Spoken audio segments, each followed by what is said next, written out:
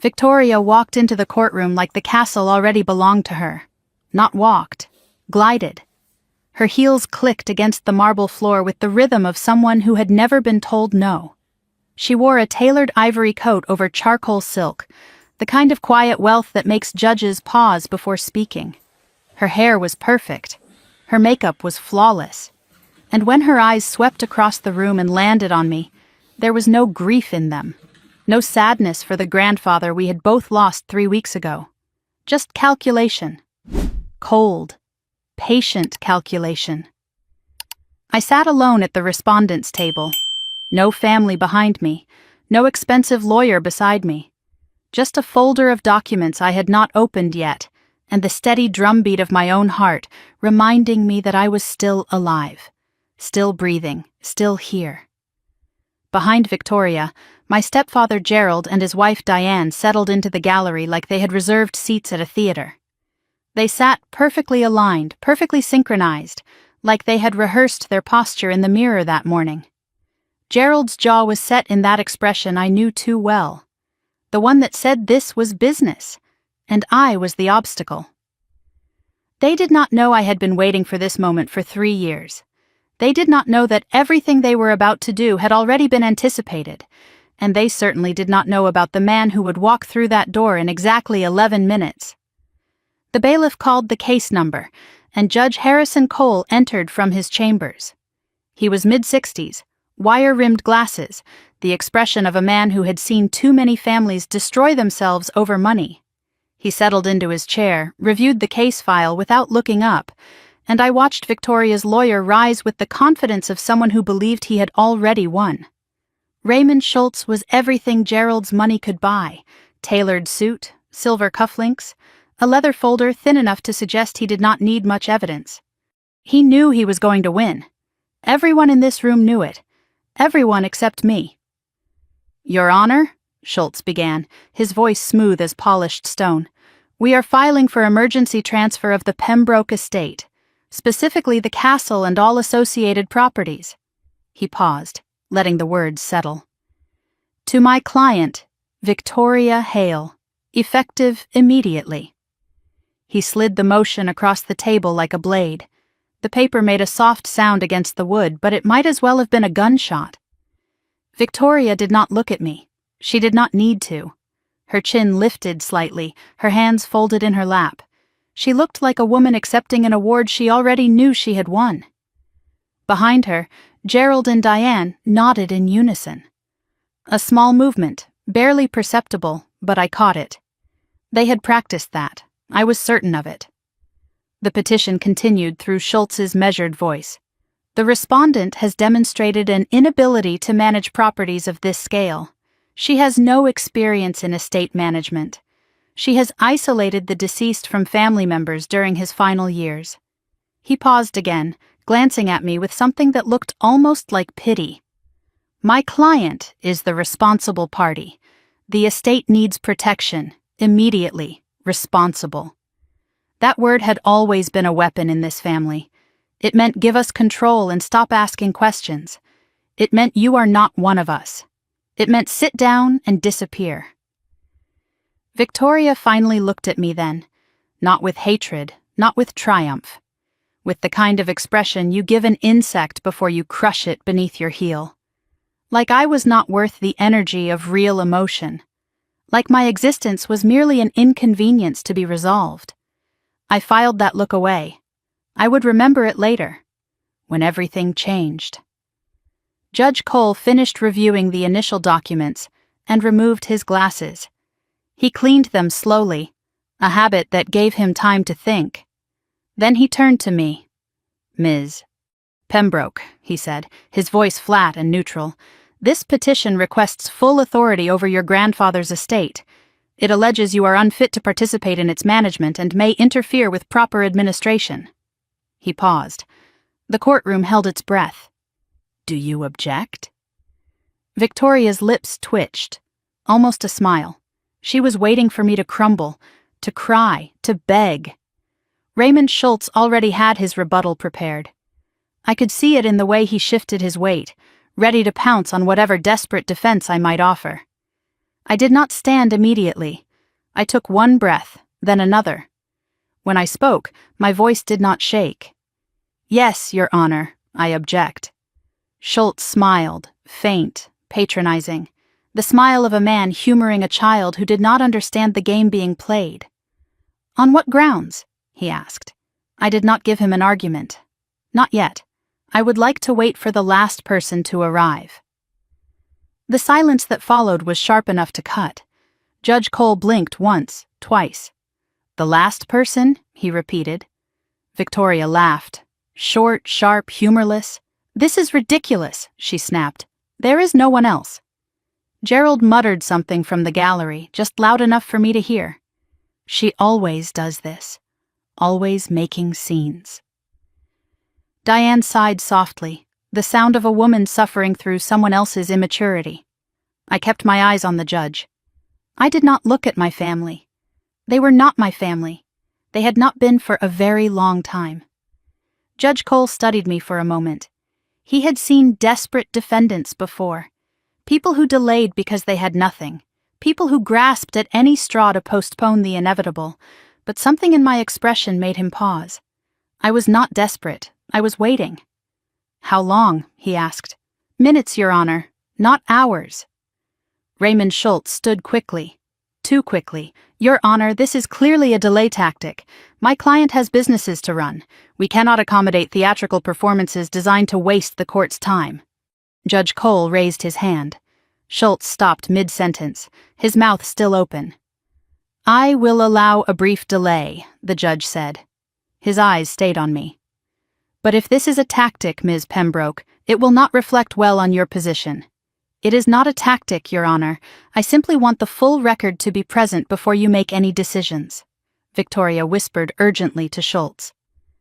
I could not hear the words, but I could read the tension in her shoulders. She did not know who I was waiting for.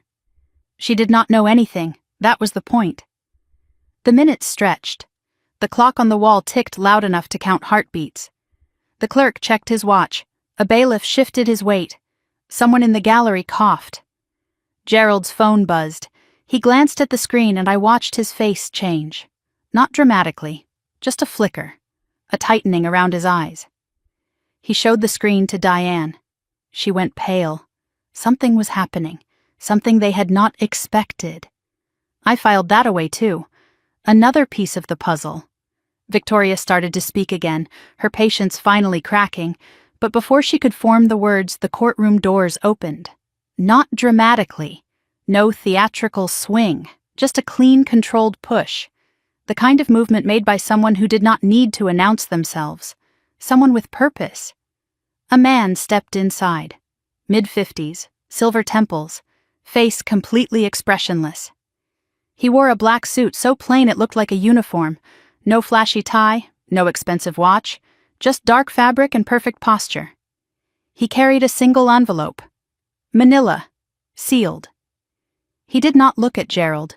He did not acknowledge Victoria. He did not even glance at the judge. He walked straight to the clerk's desk, every step measured, every movement precise. The courtroom went silent.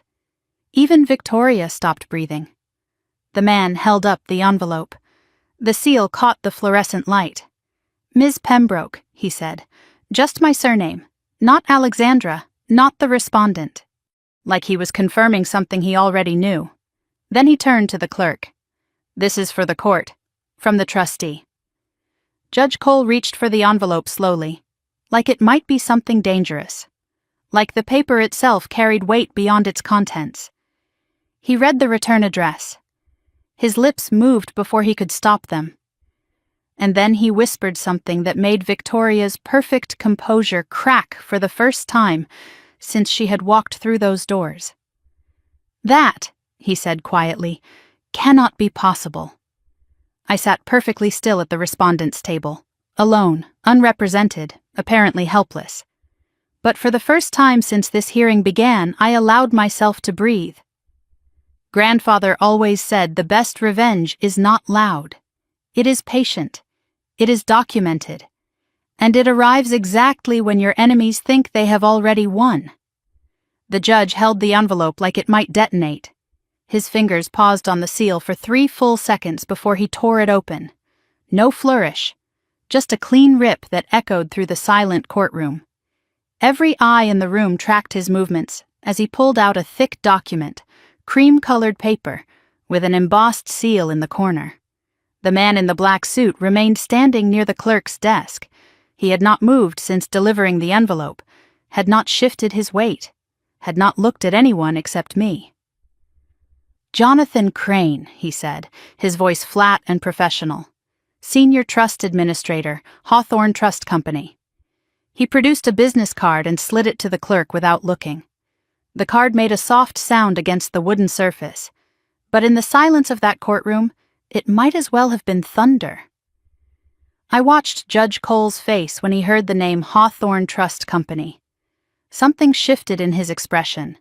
Recognition, respect, perhaps even surprise. Hawthorne was not just a trust company. It was the trust company, old money, old reputation, the kind of institution that did not take clients. It accepted them. And only after extensive vetting. Whatever my grandfather had left behind, it was significant enough for the most conservative trust institution in the Northeast to take personal interest. Victoria leaned toward Raymond Schultz. Her whisper was sharp, urgent, but I could not make out the words. Schultz shook his head slightly. He did not know what was happening either. For the first time since she had walked into this courtroom, Victoria's perfect posture faltered. Just a millimeter. But I noticed. Judge Cole examined the document in his hands. His eyes moved across the first page, then stopped. He removed his glasses, cleaned them, put them back on, read again. His jaw tightened. "This is a certificate of trust," he announced, his voice carrying a new weight. "Dated 7 years ago. 7 years. I did the math in my head. I had been 21. Just finished my junior year of college. That was the summer my grandfather first showed me the secret room. The summer he started preparing for a war he knew would come." The judge continued reading aloud. "It states that the property known as Pembroke Castle, along with associated lands and structures, was transferred into an irrevocable trust." He paused, looked up at Victoria's table. "The Pembroke Family Preservation Trust." The words hung in the air like a verdict. "According to this document," Judge Cole said slowly, "the castle is not part of the probate estate. It cannot be transferred, sold, or encumbered without trustee approval." He checked the document again, as if confirming what he had read. "And the trustee is Hawthorne Trust Company." Raymond Schultz rose to his feet. Too quickly. The confidence that had carried him through the morning was cracking at the edges. "Your Honor, even if there is a trust, probate court still has jurisdiction over the general estate and can determine whether the trust was properly executed." Judge Cole raised his hand. The gesture was small, but Schultz stopped mid-sentence like he had walked into a wall. "Counsel," Judge Cole said, his voice cold, "your motion requested ownership of the castle, effective immediately." He tapped the document once, twice. "This certificate states, in plain language, that the castle was never part of the decedent's probate estate. It was transferred into trust 7 years before his death." The mathematical reality settled over the courtroom. Victoria's petition was asking for something that did not exist in probate. The castle belonged to the trust. The trust was controlled by Hawthorne. Victoria had no claim to make. I kept my face neutral. Years of practice in this family had taught me that much, but inside something loosened. A knot I had carried since the day my grandfather died. He had told me to trust the process, and the process was working. Mr. Crane spoke again, his voice unchanged. "If the court permits, I can clarify the trust structure." Judge Cole nodded. He wanted to understand this. Perhaps he needed to understand it. Mr. Crane remained standing, hands clasped, posture perfect. Edward Pembroke established the Pembroke Family Preservation Trust in consultation with independent legal counsel. The trust holds the castle, the surrounding 47 acres, and several accounts designated for property maintenance. He paused briefly. The trust is irrevocable. It cannot be modified or terminated by any party, including beneficiaries. Schultz opened his mouth to object. Judge Cole silenced him with a look. The trust names one primary beneficiary, Mr. Crane continued. He paused. Not for drama, for precision. Alexandra Pembroke. Victoria went still. Completely, terrifyingly still, like a predator recalculating after prey escaped the first strike. Her hands, which had been folded elegantly in her lap, tightened into fists. The beneficiary receives full use and occupation rights upon the grantor's death, Mr. Crane explained. She receives full ownership transfer at age 35, provided she has maintained the property according to trust guidelines. Until then, the trustee manages all legal and financial matters related to the estate. Gerald could not contain himself any longer. He stood from the gallery, his chair scraping against the floor with an ugly sound. This is forgery. His voice cracked with something between rage and disbelief. That old man was senile. He did not know what he was signing. Judge Cole's gaze turned cold. The temperature in the courtroom seemed to drop 10 degrees. "Mr. Hale," the judge said, his voice like ice, "you will sit down. You will not speak unless addressed. And if you interrupt these proceedings again, I will have you removed and held in contempt." Gerald's face turned red. His mouth opened, closed, opened again. Diane grabbed his arm. Not in comfort, in warning. He sat down slowly, like a man forcing himself to swallow poison. The moment passed, but the damage was done. Gerald had shown the court exactly who he was, exactly how much control he had lost. Victoria recalibrated. I could almost see the gears turning behind her eyes. The direct approach had failed. The emergency petition was dead. She needed a new strategy. She leaned toward Schultz and whispered something. He nodded slightly. They had adapted before. They would adapt again. "Your Honor," Schultz said, rising with renewed composure, "may I have a moment to confer with my client?" Judge Cole granted it. 2 minutes. Victoria and Schultz huddled together, their whispers sharp and urgent. I watched Victoria's hands. They were shaking slightly. Not from grief, from anger, from the realization that her easy victory had just evaporated. When Schultz stood again, his strategy had shifted. The smooth confidence was back, but it had a harder edge now. Desperation wearing a polite mask. "Your Honor, we acknowledge the existence of this trust document. However, we have serious concerns about its validity." The accusation took shape slowly, deliberately. Edward Pembroke was elderly when this trust was created.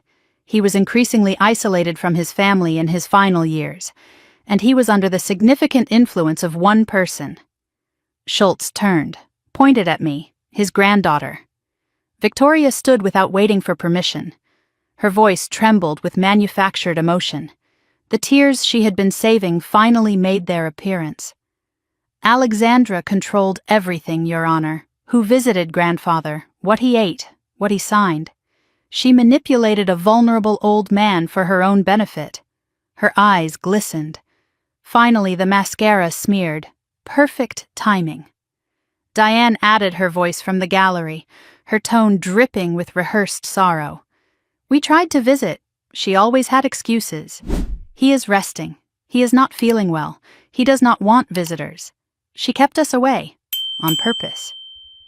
Gerald stayed silent this time, but his jaw was tight, his eyes burning with resentment he could barely contain.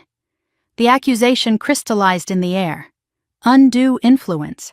Elder isolation. Possible financial exploitation. They were not fighting the trust anymore. They were fighting me, my character, my relationship with my grandfather. I had known this would come. My grandfather had warned me. "They will attack you when they cannot attack the documents," he had said once, sitting in his study while rain streaked the windows. "Let them. The documents will answer." I trusted him in life. I trusted him now. Judge Cole processed the accusations without visible reaction. He had seen families destroy each other in his courtroom before. Accusations of manipulation were common, Proof was rare. "Counsel," he said to Schultz, "you are making serious allegations. Undue influence, elder abuse, financial exploitation. These are not merely civil claims. These are potential criminal matters."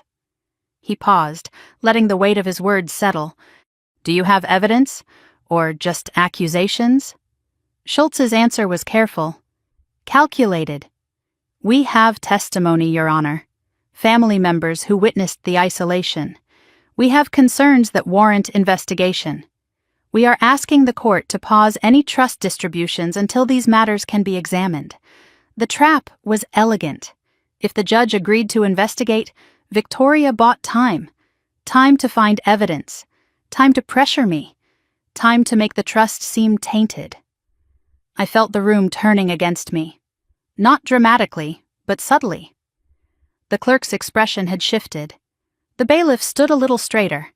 Even the judge's neutrality had hardened into something that looked almost like suspicion. Victoria caught my eye from across the aisle. Her expression had changed. The condescension was gone. The performance of grief was gone. What remained was something raw and honest for the first time all day. Hatred. Pure and unfiltered. Like I had just taken something she believed was already hers, and she would make me pay for it. Mr. Crane had remained silent through all the accusations. He stood exactly where he had been standing, his expression unchanged. He had heard this before. Families always attacked when they lost. Judge Cole turned to him. "Mr. Crane, these are serious allegations against your trust's grantor. Does Hawthorne Trust have any response?" Mr. Crane's voice remained perfectly level. "Yes, Your Honor. I have additional documentation that addresses these exact concerns." He reached into his jacket and produced another envelope, smaller than the first. Same cream-colored paper, same embossed seal, but this one had a handwritten notation on the front. Judge Cole received it with visible caution. He read the notation aloud, and his voice carried a new quality, something between disbelief and respect, to be presented if my competency or my granddaughter's integrity is questioned. He looked up at Mr. Crane. "He wrote this himself?" Mr. Crane nodded. "Edward Pembroke prepared multiple contingency documents. This one was sealed 7 years ago, on the same day as the trust. He gave specific instructions for when it should be opened." A pause. Deliberate. Today's accusations meet those criteria. Victoria's composure cracked further. She grabbed Schultz's arm and whispered urgently. He shook his head. He did not know what was coming either. Gerald and Diane exchanged glances. Something passed between them. Fear, recognition. They knew Edward Pembroke had been meticulous. They knew he planned ahead. If he had prepared for this, he had prepared thoroughly. Judge Cole broke the seal carefully. He unfolded the document inside. His eyes scanned the first paragraph, and then he stopped reading. He looked up, first at Victoria, then at Gerald, then at Diane. When he spoke, his voice carried something new, not just authority, warning. "I think," he said slowly, "you should all hear what Edward Pembroke had to say about exactly this situation." The courtroom went silent. Not the silence of boredom or routine. The silence of people who suddenly realized they were standing at the edge of something they could not control. My grandfather was dead. He had been dead for 3 weeks. But in that moment, sitting in that Hartford courtroom, I felt his presence more strongly than I had since the day he passed. The dead cannot speak, but they can write. And my grandfather had written everything down. Judge Cole held the document like it was evidence in a murder trial. And in a way it was. A murder of reputation that my grandfather had seen coming 7 years before it happened. The courtroom had gone completely silent. Even the clerk had stopped typing. Victoria sat rigid in her chair, her hands gripping the edge of the table so hard her knuckles had turned white. Gerald and Diane had gone pale in the gallery, the color of people who suddenly realized they had walked into a trap they could not escape. The document in the judge's hands was 2 pages, handwritten. My grandfather's distinctive script filled every line. Precise, elegant, the penmanship of a man who believed words should be permanent. I recognized it instantly. I had seen that handwriting on birthday cards, on notes left in my college dorm, on the margins of books he wanted me to read. Judge Cole examined the pages in silence. His expression shifted 3 times as he read. First confusion, then understanding, finally something that looked almost like respect. He cleared his throat.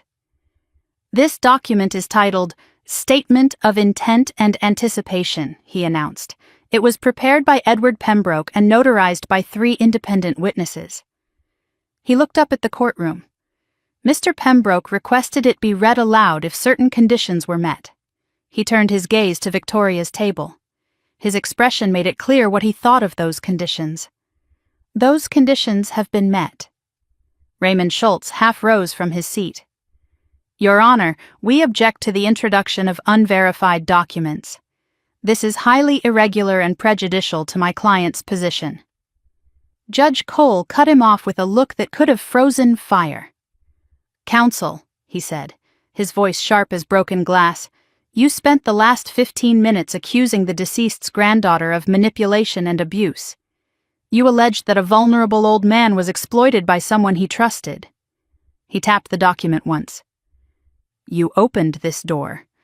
Now you will hear what is on the other side. Sit down." Schultz sat. He had no choice. The judge's authority filled the room like a physical force. Victoria's face had lost all color. She stared at the papers in the judge's hands like they might reach out and strike her. For the first time since she had walked into this courtroom, she looked genuinely afraid. Judge Cole began to read. His voice took on a different quality, measured, respectful. He was not just reading words. He was giving my grandfather a voice from beyond the grave. "I, Edward Pembroke, being of sound mind and clear judgment, write this statement in anticipation of events I hope will never occur, but suspect are inevitable." The words hung in the air. My grandfather's voice, filtered through a stranger, but unmistakably his. If this document is being read, it means someone has accused my granddaughter Alexandra of manipulating me, isolating me, or exploiting my trust. I want to address these accusations directly. Victoria shifted in her seat. The sound was loud in the silence. "I was not manipulated," Judge Cole continued reading. "I was protected." The word landed like a stone dropped into still water. Protected. Not controlled. Not isolated. Protected. In my final years, Alexandra was the only family member who visited without wanting something. She came to read to me, to share meals, to sit in silence when I was too tired to talk. She never once asked about money, property, or inheritance. I felt my eyes sting. I had not cried since the funeral.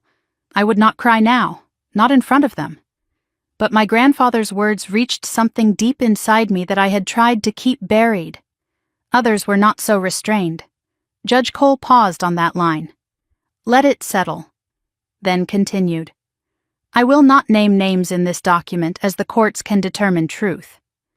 But I will say this. Those who accuse Alexandra of isolation were the same people I chose to distance myself from. I was not isolated. I was selective." Victoria made a small sound, not quite a gasp, something closer to a wounded animal recognizing the trap closing around it. I watched her face as the judge continued reading. The composure was cracking, not dramatically. Victoria was too controlled for that. But there was a tremor in her jaw, a tightening around her eyes. She was hearing her own accusations dismantled by a dead man, and there was nothing she could do to stop it. Judge Cole reached a new section. He paused before reading it, took a breath, like he knew the next words would change everything. "If anyone accuses Alexandra of manipulating me, they are projecting their own behavior onto her." The courtroom went still. Even the air seemed to stop moving. "I know exactly who tried to manipulate me. I kept records." Gerald made a sound from the gallery, something between a cough and a choke. Diane's hand flew to her mouth. "I know who asked me to change my will. I kept those letters. I know who pressured me to sell the castle. I recorded those conversations. Victoria's breathing had changed, shallow, fast. Her chest rose and fell rapidly beneath her expensive silk blouse. The judge continued, his voice steady as granite. I have placed additional documentation with my trustee, letters requesting that I disinherit Alexandra, recordings of conversations where family members discussed managing my affairs without my consent, financial records showing unauthorized attempts to access my accounts. Mr. Crane nodded slightly from his position near the clerk's desk. Confirmation. Everything my grandfather described existed. Everything was preserved. Judge Cole turned a page. The paper made a soft rustling sound that seemed impossibly loud. I want to speak directly to Alexandra now, if she is present. The judge looked at me, paused. His expression had softened. Just slightly. Just enough. I nodded. I was ready. Whatever my grandfather had to say, I needed to hear it. Alexandra, if you are hearing this, I am sorry. My throat tightened. Sorry that you have to fight for what should simply be given with love. Sorry that family became a word that meant danger instead of comfort. Sorry that I could not protect you from everything.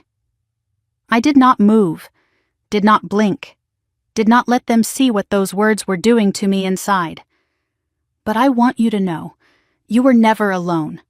Every document I created, every record I kept, every precaution I took, it was all for you. Not because you needed protecting from the world, because you deserved someone who would fight for you, even after I was gone.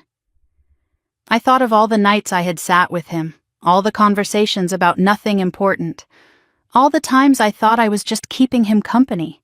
He was keeping me safe, building walls around my future, one document at a time. Judge Cole reached the final section. His voice dropped slightly. He wanted every word to land. To those who accused my granddaughter of manipulation, you mistook her kindness for weakness, her patience for passivity, her silence for submission. You were wrong. Victoria flinched. Actually flinched, like the words had physical weight. And if you are hearing these words, you have already begun to pay for that mistake. The silence that followed was heavy enough to drown in. Judge Cole set down the document, removed his glasses, rubbed his eyes. When he spoke again, his voice carried a weight that had not been there before. I have presided over many estate disputes, he said slowly. I have seen families tear themselves apart over money, property, pride.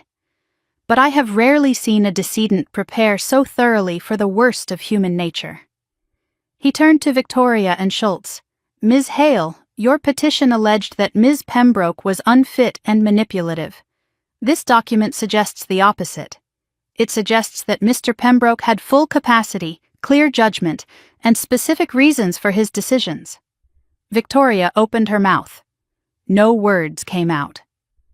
Your emergency motion is denied, Judge Cole continued. The trust stands as written. The castle is not part of the probate estate and cannot be transferred by this court. He paused, but the pause felt like a door opening rather than closing. Additionally, I am concerned about the nature of today's allegations. Accusations of elder abuse are serious. They should not be made lightly. If they were made in bad faith, there will be consequences. Schultz attempted damage control. His voice had lost its polish. Your Honor, my client was genuinely concerned about her grandfather's welfare. She acted out of love and worry for a family member she cared deeply about. Save it, counsel. Judge Cole's patience was exhausted. His words came out sharp and final. I will be reviewing the record of today's proceedings carefully, and I suggest your client consider her next steps very carefully as well. Mr. Crane spoke for the first time since delivering the documents. His voice remained perfectly level, perfectly calm. Your Honor, if I may address one additional matter. Judge Cole nodded. The trust contains a no-contest clause. The words fell like a guillotine. Any beneficiary who challenges the trust's validity through litigation forfeits their distribution. Ms. Hale was named as a secondary beneficiary, 15% of liquid assets. He paused. Let the math settle. Today's petition may have triggered that clause. Victoria stood abruptly. Her chair scraped against the floor with an ugly sound. That is not possible. She was almost shouting. I did not know about any clause. I was told the trust was invalid. I was told. Schultz grabbed her arm. His whisper was urgent. Sit down. Now. She did not sit. She stared at Mr. Crane with something beyond anger. Beyond fear. The realization was spreading across her face like a stain. She had not just lost the castle. She may have lost everything her grandfather had left her. By trying to take my inheritance, she had destroyed her own. Judge Cole raised his hand. We are in recess. 30 minutes. His gaze moved across the courtroom, landed on Victoria, then Gerald, then Diane. When we return, I expect all parties to have considered their positions carefully, very carefully. He stood. The gavel fell. The sound echoed through the courtroom like a period at the end of a sentence. People began to rise, movement filled the room, but I stayed seated, processing, breathing, trying to understand what had just happened. My grandfather's words echoed in my mind. You were never alone. Every document I created, every record I kept, every precaution I took, it was all for you. He had known. He had known exactly what they would do, and he had prepared for it. 7 years of preparation for a single day in court. The dead cannot speak, but they can write, and my grandfather had written a fortress around me. I watched Gerald move toward the side door. His phone was pressed to his ear. His voice was low, but his words carried. The acoustics of the courtroom betrayed him. We need to move to Plan B. Now, before she finds out about the rest. Plan B, which meant there had been a Plan A, a plan that had just failed spectacularly. And if there was a Plan B, there might be a Plan C, a Plan D, an entire alphabet of schemes I knew nothing about. Gerald disappeared through the side door. Diane followed him. Victoria remained at the defense table, staring at nothing, her perfect world crumbling around her. What rest? What else was there to find out? What other secrets had they been keeping? I did not know the answers. But I knew one thing with absolute certainty. This was not over. The battle for the castle had just begun. And whatever Gerald was planning, whatever he was trying to hide, my grandfather had probably anticipated that too. He had spent 20 years building defenses I was only beginning to understand. And somewhere in those defenses lay the truth about everything. I just had to find it before they did. The bailiff called for recess, but I did not move. I sat at that table and let the courtroom empty around me, Gerald's words echoing in my skull. Plan B, now, before she finds out about the rest. What rest? What else had they been hiding? What other secrets lay buried beneath 20 years of silence? The documents on the judge's bench caught the fluorescent light. My grandfather's handwriting. That precise, elegant script I had known my entire life. The same handwriting I had first truly understood 7 years ago, the summer everything changed. The courtroom faded around me. The fluorescent light softened into afternoon sunlight streaming through tall windows. The legal papers became a different document, older, yellowed at the edges. I was no longer 28, sitting in a Hartford courthouse. I was 21, standing in my grandfather's study at Pembroke Castle. That was the summer I learned that family could be a knife, and that the only person holding a shield was an 80-year-old man who had already been fighting longer than I had been alive. The castle stood as it always had, stone walls covered in green ivy, towers reaching toward a June sky so blue it almost hurt to look at. It was not grand in the European sense. It was American old money, built in 1892 by my great-great-grandfather, a man who made his fortune in railroads and wanted something permanent to show for it. The walls had witnessed 4 generations of Pembrokes, births, deaths, marriages, betrayals. It was the only place that had ever felt like home. I had just finished my junior year of college. Elementary education. I wanted to teach. I wanted to spend my life surrounded by children who still believed the world was good, who still trusted the adults around them. Maybe I wanted to protect that innocence because I had lost my own so young. I lived in a small apartment near campus during the school year, worked part-time at a bookstore, counted every dollar twice. Summer break meant 2 months at the castle with my grandfather, 2 months of peace before returning to the real world. Gerald and Diane lived in a modern mansion in Greenwich, all glass and sharp angles and furniture you were afraid to sit on. Victoria had her own penthouse in Manhattan, paid for by her father, decorated in the same cold, minimalist style. They visited the castle twice a year, Thanksgiving and Christmas. Both visits lasted exactly 48 hours. Both visits ended with arguments about money. I had been coming to the castle every summer since I was 12. Since my mother died, since Gerald made it clear, in 1,000 small ways, that I was not really his daughter, since Victoria made it clear in 1,000 smaller ways that I was not really her sister. My grandfather was the only family I had left, the only one who wanted me for who I was, not for what I might inherit. At 81, Edward Pembroke still had a mind sharp enough to cut glass. His body was failing, slowly but steadily. He walked with a cane now but refused a wheelchair. He still read 3 newspapers every morning, still wrote letters by hand, still remembered everything. On my 3rd day that summer, I found him in his study at dawn. He was not reading or writing. He was sitting in the dark, holding a photograph I had never seen. When he heard my footsteps, he put it away quickly. Too quickly.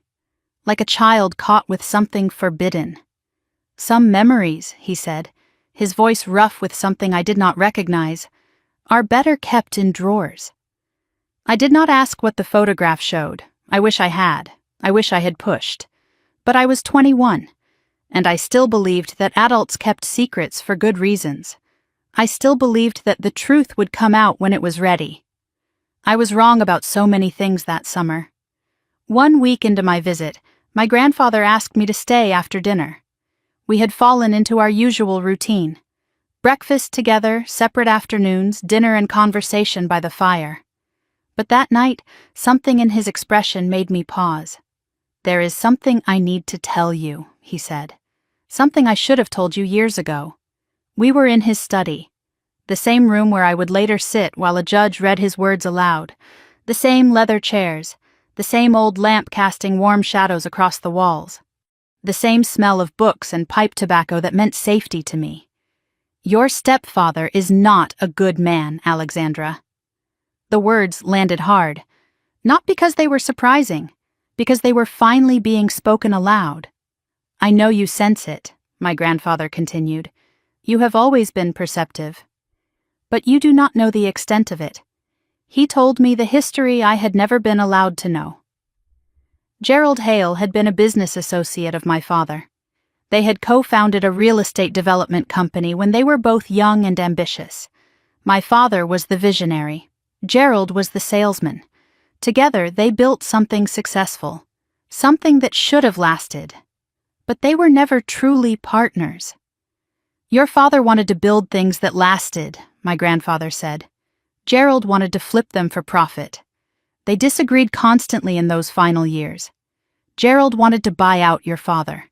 Your father refused. He paused. The firelight flickered across his face, deepening the lines around his eyes. 1 month before your father died, Gerald came to me. He asked me to intervene, to convince Daniel to sell his share. My grandfather's voice dropped. I saw something I had never seen in his eyes before. Guilt, heavy and old and carried for years. I refused. I told Gerald that Daniel's vision was worth more than quick money. He looked at me then, and his next words carved themselves into my memory. 2 weeks later, Gerald came back. He asked about my will. The implication settled over me like a cold fog. Gerald had been planning, even before my father died. He had been looking ahead, calculating, positioning himself. He saw the Pembroke family as an opportunity. The company, the castle, the wealth, all of it. I felt sick. I thought about my mother's funeral. Gerald standing beside her coffin, his hand on my shoulder. I had thought it was comfort. Now I wondered if it had been possession. Staking a claim. How did my father really die? The question came out before I could stop it. The question I had been afraid to ask for 13 years. My grandfather was silent for a long moment. The fire crackled. The old clock on the mantel ticked away seconds that felt like hours. The official report said it was a car accident. Brake failure on a mountain road. His voice was careful, measured. My father, Daniel Pembroke, 34 years old, driving home from a business meeting on a Tuesday afternoon. His car went through a guardrail on Route 7, dead on impact. I was 8 years old. Your father was meticulous about his car, my grandfather continued. He had it serviced every 3 months. The brake failure never made sense to me. I heard what he was not saying. The suspicion that had lived in him for years, gnawing at his peace, poisoning his sleep. I hired a private investigator. The car had already been scrapped. The mechanic who last serviced it had moved away. Every lead turned into a dead end. He opened a drawer in his desk, pulled out a folder thick with papers. I could see tabs dividing sections, dates, names, numbers. I kept looking, he said. For years, I kept looking. He opened the folder. Inside, I saw photographs, phone records, financial statements. A web of evidence that told a story the police had never bothered to investigate. I found things. Not proof. Not yet. But patterns. He spread the documents across the desk. Gerald's debts before the accident. Massive debts. The kind that destroy men. He pointed to a bank statement showing negative balances, overdue notices, collection letters. A large insurance policy on your father that Gerald helped him take out. 6 months before he died, he showed me the policy. $3 million, my father's signature at the bottom. And next to it, as witness and co-beneficiary, Gerald Hale. Phone records showing calls to people I could not identify. Calls made in the week before the accident. Calls that lasted exactly long enough to give instructions. My grandfather closed the folder. I could not prove murder. But I could protect you from the man I suspected of committing it. I stared at the folder, at the years of investigation it represented, at the obsession of a father who had lost his son and refused to accept the official story. Why did you not tell me before? Because you were a child, and then you were a teenager. And then I realized I needed to prepare you, not just tell you. He stood, used his cane to rise. The movement was slow, painful, but determined. Come with me. There is something you need to see. We left the study, walked through corridors I knew by heart. But then we turned where I had never turned before, toward the East Library. My great-great-grandfather built this during Prohibition, my grandfather said as we entered. He was a very cautious man. So am I. He walked to the third bookshelf from the window, reached behind a row of old encyclopedias. I heard a click, and then the entire bookshelf swung inward, revealing a narrow doorway and stone stairs descending into darkness. Only 4 people have ever known about this room. My great-great-grandfather, my father, me, and now you. The stairs were worn smooth by generations of careful feet. The air grew cooler as we descended. At the bottom, a steel door with a keypad glowed faintly in the dim light. The code is your mother's birthday, my grandfather said. Month, day, year, remember it. He entered the numbers. The lock clicked. The door swung open. The room beyond was small, maybe 10 by 12 feet, no windows, climate-controlled. I could feel the cool, dry air on my skin. The walls were lined with filing cabinets, neatly labeled, organized with military precision. In the corner sat a heavy floor safe, old but well-maintained. Everything important is here, my grandfather said. Documents, recordings, photographs, evidence. Things I have collected over 40 years of watching this family. He pulled open one of the filing cabinets. Inside, I saw folders stretching back decades, letters, contracts, financial records, a lifetime of secrets preserved in paper. He pulled out a single letter. The handwriting was Gerald's. I recognized the sharp, impatient slant. He wrote this to me 15 years ago. Read it. The letter was short, polite on the surface, but underneath the formal language, it was a threat. If Edward did not agree to sell the castle, Gerald would ensure the family's interests were protected by other means. The date at the bottom made my blood freeze. 3 weeks before my father's accident. "If anything happens to me," my grandfather said, "you need to know this room exists. The code to the safe is your mother's birthday. Promise me you will not come here unless you have to. Promise me you will only use what is inside when there is no other choice." I promised. I did not fully understand yet, but I gave him my word. The memory dissolved. The stone walls of the secret room became the wood paneling of the Hartford courtroom. The cool underground air became the stale recycled ventilation of a government building.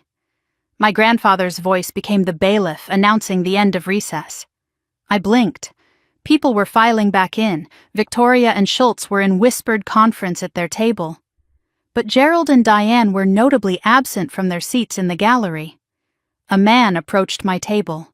Mid-40s, professional, carrying a leather briefcase. "Ms. Pembroke, I am Marcus Webb, your attorney." I stared at him. My attorney. "Your grandfather retained me 3 years ago," he explained quickly, "in anticipation of exactly this situation. We need to talk, now, before court resumes." He sat beside me. His voice dropped to a whisper. One of my contacts at the courthouse texted me during the recess. Gerald Hale made 3 phone calls from the hallway. He checked his phone. "Read the message again. 1 call to a bank, 1 to a lawyer I do not recognize, and 1 to someone at the castle." My blood went cold. The castle. Who would Gerald be calling there? The staff? A contractor? Someone else? "There is more," Marcus said, his voice barely audible. My contact recognized the 3rd number. "It belongs to a locksmith." He paused. "A locksmith who specializes in safes." The secret room. Gerald knew, or suspected, and he was already moving. I had to get to the castle, before he did. I had 11 minutes before court resumed. 11 minutes to process what Marcus had just told me about the locksmith. 11 minutes to decide whether to abandon this hearing and race to the castle, or trust that my grandfather's defenses would hold without me. The secret room contained everything. 40 years of documents. Evidence that could expose Gerald for what he truly was. If he got there first, if he found a way past the locks and codes, decades of my grandfather's work could vanish. Burned, shredded, erased from existence. But leaving now meant abandoning the hearing. It meant giving Victoria exactly what she wanted. An empty chair at the respondents' table. Proof that I could not handle pressure. Ammunition for whatever attack she was planning next. Marcus Webb read my expression. He had been doing this long enough to recognize the calculations happening behind my eyes. "You cannot leave," he said quietly. "If you walk out, Schultz will argue you have forfeited your defense. The judge will not look kindly on abandonment. But the castle, the room, everything my grandfather built." Marcus placed his hand on the table. "Steady, calm. I have already called someone. Mrs. Patterson, the caretaker. She has worked at the castle for 30 years. I reached her during the recess and gave her specific instructions. I stared at him. "You know about Mrs. Patterson?" "Your grandfather briefed me on every detail of his estate," Marcus replied. "Every person. Every vulnerability. Every contingency. Mrs. Patterson has been instructed to let no one inside until you return. She knows to call the police if anyone tries to force entry." "Do you trust her?" I thought about Mrs. Patterson. Gray hair always pinned back. Hands that smelled like lavender and furniture polish. She had been at the castle since before I was born. She had watched my father grow up. She had cried at his funeral, and at my mother's and at my grandfather's. "I trust her," I said. Then stay, Marcus replied. Fight this battle first. The castle will wait. The bailiff called the courtroom to order. Judge Cole returned to his bench. Victoria and Schultz were already seated, their whispered conference finished, their strategy presumably adjusted. Gerald and Diane slipped back through the side door just as the bailiff closed the main entrance. Gerald's face was carefully neutral. Too neutral. The mask of a man hiding something. I watched him take his seat. His phone was still in his hand, screen facing down. But I noticed something. A slight tremor in his fingers.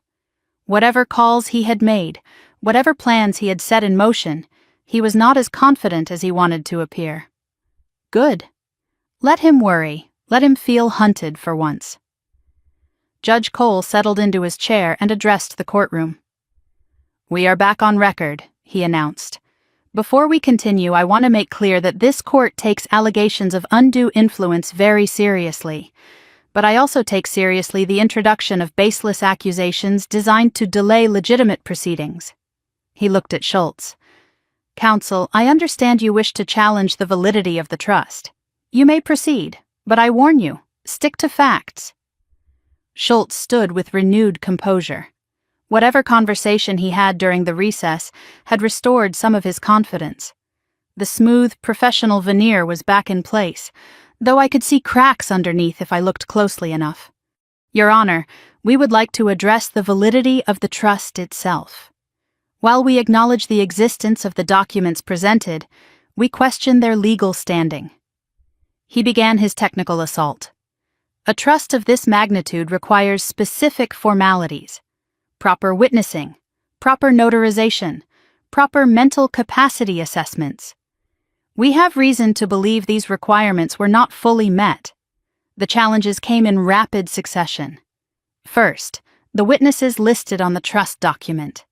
Were they truly independent, or were they employees of the grantor, people who depended on him for their livelihoods and could not objectively assess his mental state? Second, the notarization occurred at the castle itself. Was the notary properly licensed in Connecticut at that time? Were all procedural requirements followed? Third, no independent mental capacity evaluation appears in the court record. How can we be certain that an 81-year-old man understood the complex legal implications of what he was signing? The questions were legitimate. Even valid trusts could be invalidated on technical grounds. I had seen it happen. A missing signature. A witness who turned out to be related to a beneficiary. A notary whose license had expired 3 days before the signing. The law was full of trapdoors for the unprepared. Judge Cole turned to Mr. Crane. Can you address these concerns?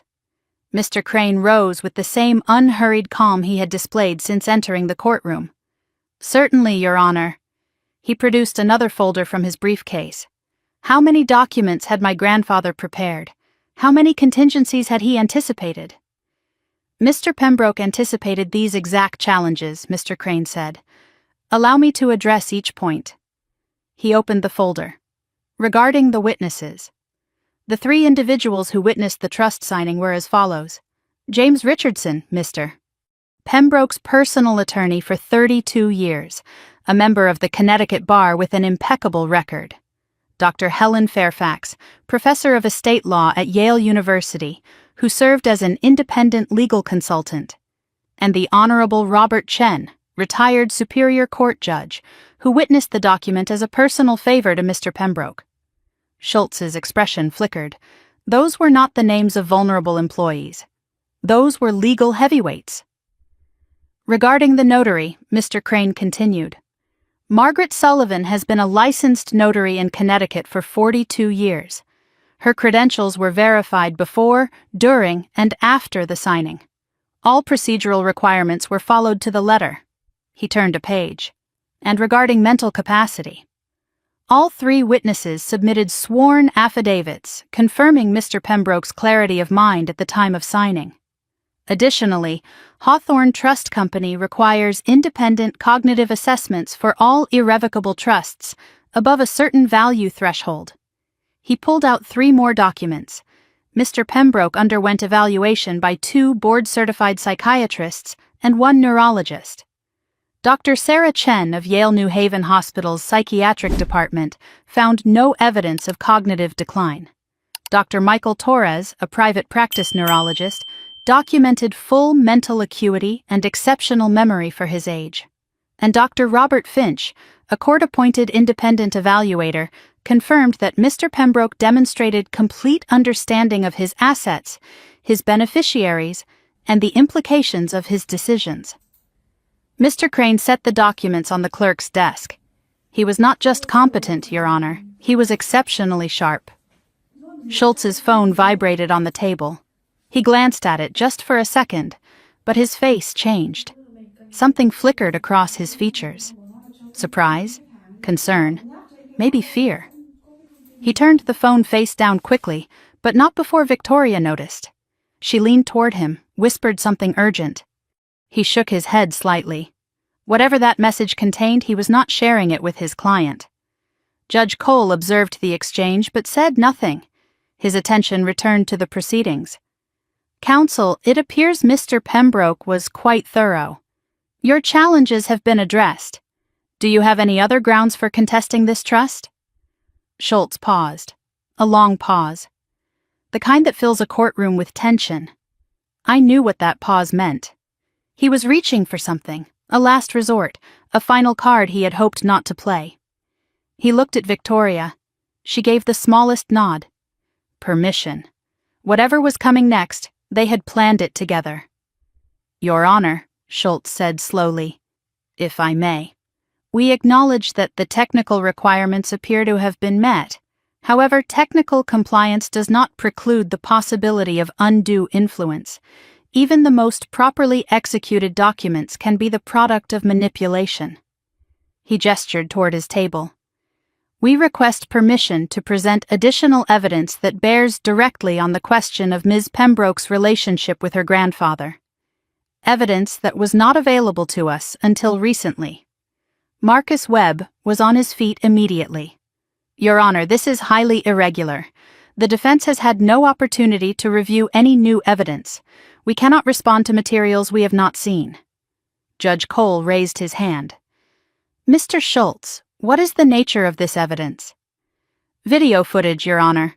Security camera recordings from inside Pembroke Castle. Footage that shows troubling interactions between Ms. Pembroke and her grandfather in the months before his death. The courtroom stirred. Video evidence carried weight that documents could not match. People believed their eyes. People trusted what they could see. Marcus pressed his objection. Your Honor, this is a clear ambush tactic. Evidence introduced without notice, without time for verification, without any opportunity for the defense to prepare a response. This should be excluded. Judge Cole considered. His expression was difficult to read. Victoria spoke without standing, without waiting for permission. Her voice trembled with practiced emotion. Please, Your Honor, this is about protecting my grandfather's memory. If there is any chance he was being mistreated, do we not owe it to him to know the truth? She dabbed her eyes with a tissue. The gesture was perfect, sympathetic, grieving, concerned. I will allow it, Judge Cole said. Marcus started to protest, but the judge cut him off. I will allow it. However, I will also allow the defense adequate time to respond.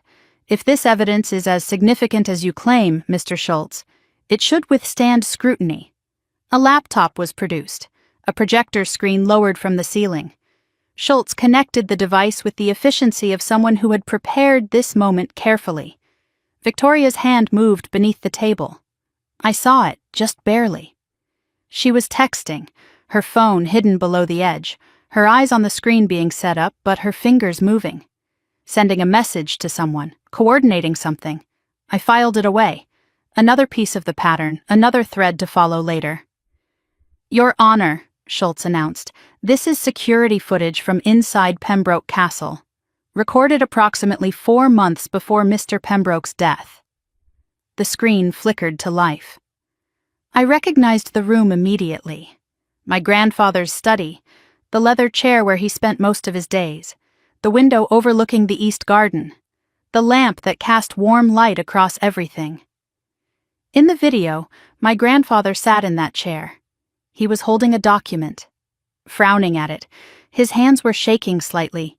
He looked up at someone standing beside him. The camera angle shifted, and I saw myself.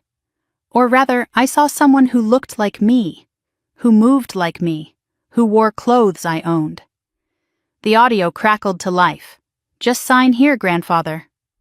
My voice, recorded, clear as day. "It is what we discussed." My grandfather's voice came next, wavering with confusion. "I do not remember discussing this. You agreed to it." My voice again, patient but insistent. "Do not you remember?" I watched my grandfather on the screen, the uncertainty in his eyes, the trembling pen in his hand. I suppose I did. His voice was small, defeated. My memory is not what it was. He signed the document. His signature was shaky, uncertain. The person who looked like me took the paper quickly. There, that was not so hard, was it? The video ended. The screen went dark. The silence that followed was suffocating. Judge Cole's expression had changed. Where there had been something like sympathy, there was now doubt. Victoria did not bother hiding her smile anymore. Gerald and Diane exchanged looks of triumph. Marcus Webb's jaw was tight. His legal mind was already working, searching for angles, for weaknesses, for ways to attack what we had just seen. But I sat frozen, because I knew the truth. That never happened. I never stood over my grandfather. I never pushed him to sign anything. I never spoke those words in that tone. The video was a lie wearing my face, a fabrication designed to destroy me. The problem was I could see myself on that screen. I could hear my own voice, and I had no idea how to prove that what everyone had just witnessed was a carefully constructed deception. Judge Cole turned to me. His eyes held a question I did not know how to answer. "Ms. Pembroke," he said slowly, "would you like to explain what we just saw?" I opened my mouth, and for the first time since I had walked into this courtroom, I did not know what to say. The video played again in my mind even after the screen went dark. My face, my voice, my hands guiding my grandfather's pen across a document he did not understand. Except none of it happened. None of it was real. But reality does not matter when a lie wears your skin. The courtroom atmosphere had shifted. I could feel it like a change in air pressure before a storm. Judge Cole's expression had hardened. The clerk was watching me differently now, her pen paused above her notepad. Even the bailiff's posture had changed. More alert, more watchful, like he was guarding a suspect instead of maintaining order. Victoria sat at her table with the quiet satisfaction of a woman who had just delivered a killing blow. She did not gloat openly. She was too smart for that. But her shoulders had relaxed, her chin lifted slightly. The tension that had gripped her since Mr. Crane walked through those doors had finally released. Raymond Schultz pressed the advantage before I could find my footing. "Your Honor, this footage speaks for itself. Ms. Pembroke clearly took advantage of her grandfather's diminished mental state. She manipulated him into signing documents he did not understand. This is exactly the kind of undue influence we warned the court about." His voice carried the confident rhythm of a man who believed he had already won. The video had changed everything. Documents could be disputed, testimony could be questioned. But video was different. Video felt true even when it lied. My mind raced through possibilities. When was this supposedly filmed? I remembered every visit to the castle in those final months, every conversation with my grandfather, every moment we shared. I never stood over him. I never pushed him to sign anything. I never spoke those words in that tone. But the video existed. The video looked real, and I had no idea how to prove otherwise. Judge Cole addressed me directly. His voice was flat, careful, the tone of a man reserving judgment but clearly troubled by what he had seen. "Ms. Pembroke, you have heard the question. What is your response to this video?" I forced myself to breathe, to think, to speak without my voice shaking.